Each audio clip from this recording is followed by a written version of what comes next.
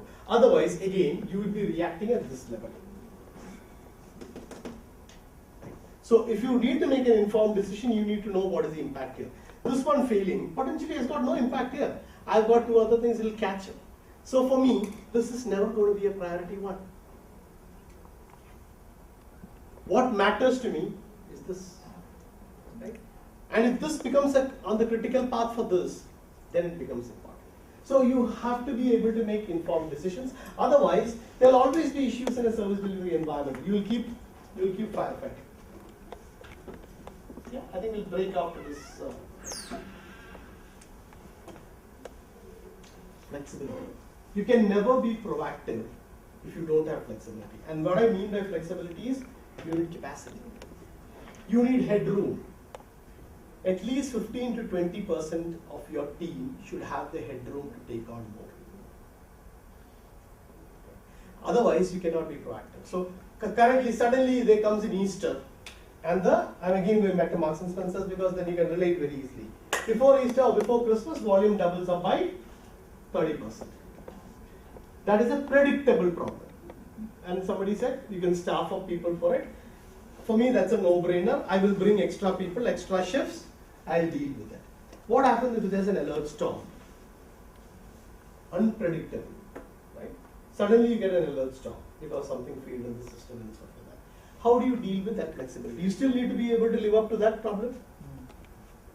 You got a viral attack here, it spawns a lot of things, but you still have to deliver that.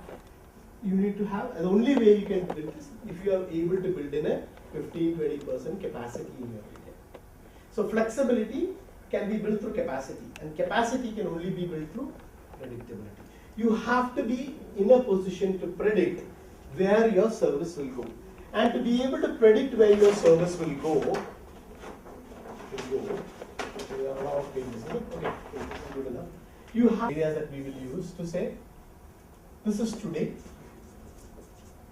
this is 3 months ago, this is 3 months hence, right? Am I able to, basis this trend, basis this knowledge of the business process, am I able to say, is it going to go like that?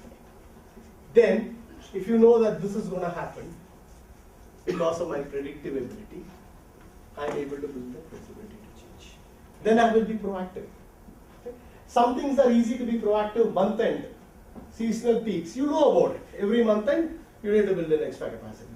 What if they are not predictable? The only way is to build in 15% headroom. Right? So when you did say efficiency gains, you have to use those efficiency gains to build your flexibility. Because if you're not having the flexibility, you will always be on the reactive side. Tomorrow you get 30% more volume than you were expecting. How can you be proactively service? You can't run proactive. You'll immediately move to reactive. You'll prioritize. That doesn't affect the present utilization?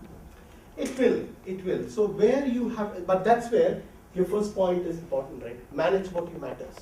You don't need flexibility for everything else. Your bronze service means zero flexibility. Why do you need flexibility for your bronze service? You need flexibility for your platinum service. So their plan is the flexibility change will come in by altering service levels. But that is the predictability that you need to have. So during my peak period, will I have a degraded performance on bronze as compared to ensure that I exceed my service excellence on platinum? It's an expectation that you need to set to the customer to be proactive. Otherwise, you can't be proactive. And all of what we said there has to be part of an integrated service. So increasingly, you can't go to the customer with different levers to say, I will do this, I will do this. Potentially, and this is where people start liking. If you tell the customer that this is what I will manage for you, don't worry about this. Now, this internally could be our ADM teams. There could be some QA here, which could be our testing teams. There could be CIs here, which could be other vendor partners. Do I have this orchestrated? Can I go back and provide an integrated package? This is the evolution of service excellence. It is a journey which you cannot take alone, but with the customer. but it is something that you will have to evolve as we go along, right? I think we'll break for tea now. Okay, is that we can reduce how many times we need trainers. So what it is, if we can move these on. Right. So we talked about all these nice things, and or at least hopefully we now understand service delivery quite well. We know what it is, what we need to do, and what we need to do to go from where we are to where we need to be. Right? But the vital component or vital ingredient of your success as a service delivery manager is people. Is what? Is people. Right? Unless you are working in an environment where 90% of your work is done by machines, you are theoretically dependent on people. Right? So, all said and done, we all know people management, people leadership. We have all gone through this Gyan, mentoring, coaching. We'll come to some of those terminologies in a minute. But how do you spot people? So you walk around, most of us inherit teams, right? You go in and you say that's your team, there are 50 people there. Or if you are lucky, you will have an interview process and you can select, right? Sometimes you're not given time also. You are not given time, you live with what it is, right? So 90% of us have to inherit teams. You get about 50, 60 people, maybe 100 working for you. Now within that 50 or 60 or 100, how do you spot your successor? How do you spot your next line successor? Because increasingly, as I kept saying, a guy is good if he's ready for the role 6 months from now, not whether he's ready for the role today. So how do you succeed? Because most often you realize some of my service delivery challenges is because I don't have the right people at a particular level. Either it could be at a management level or it could be at a team lead level. But somewhere you don't seem to have the right set of guys. So how would you bring this talent up? Because the talent is available.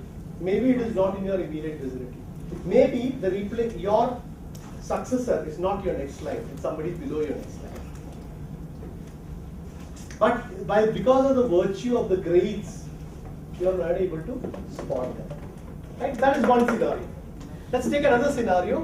The customer has asked you to run a transformation project. So somebody's got to lead the project, somebody's got to drive it. How do you know who are the right people required to do it? 90 out of 100, you will immediately go to your first line manager and say, Karna hai, somebody's got to, how does he pick up? And the danger is that if you don't pick the right guy up, he will fail, you will fail. So how do you spot and grow? So before I put something in there, give me some of your experiences. How have you spotted talent? Other than an interview, which is a fairly straightforward process, you have an ability to interview them.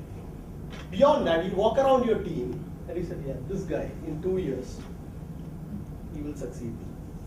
One aspect is the thinking, the person, the way he or she thinks, from not only from for the given scenario, but out of it, and how further a bit out of the box and also different. Further, in terms of how far ahead they can. I agree. But just think of the scenario: you have 100 people. You may not be even giving an opportunity to everybody. So sometimes it's very evident for your first line for you to make that assessment, right? Because you meet them almost every day, you can see what they are hearing. You'll say, this guy is better on the thought process. He'll be able to manage. Right? But in the wider crowd, how will you start? But there are some people who do stand out in terms of how do they stand out? Quantitative work with quality. How do they stand out? Sometimes through particular incidents also, even a particular team member. Basically, the communication part, right? When they actually start communicating, it would obviously come to them. Go on a town hall of 200 people. Even without I would feel that a person who is silent need not be considered a non-potential. No, exactly. Correct. Exactly, I agree. But how do you then find out? Through some specific incidents. How can you create that? Not every day will you have an incident. So when you have a P1 and the guy who handles the P1, now I know, this is my go-to man. Next time I have it, I'll go to this guy. But that is because of P1. You don't want the P1 to happen. So that is only. But how do you simulate it?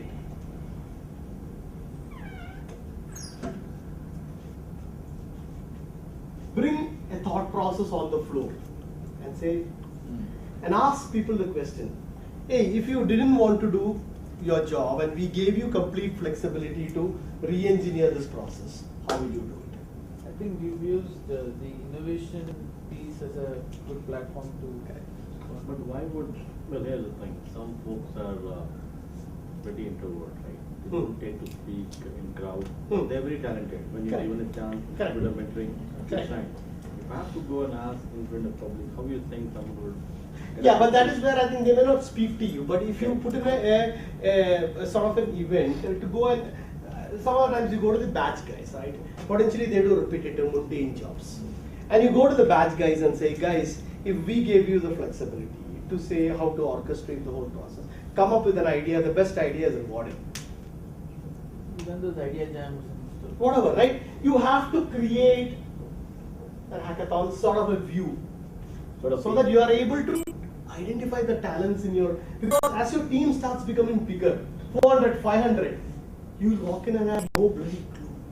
Because you will be faced with this problem in a year down the line. You have to rotate people, you have to find successor to your manager, you have to find out who is your SME. You will have to create these pockets. You have multi-location people distributed teams, it is even more complex. Okay? So you have to somehow create some mechanisms for you, for your bubbles to come up.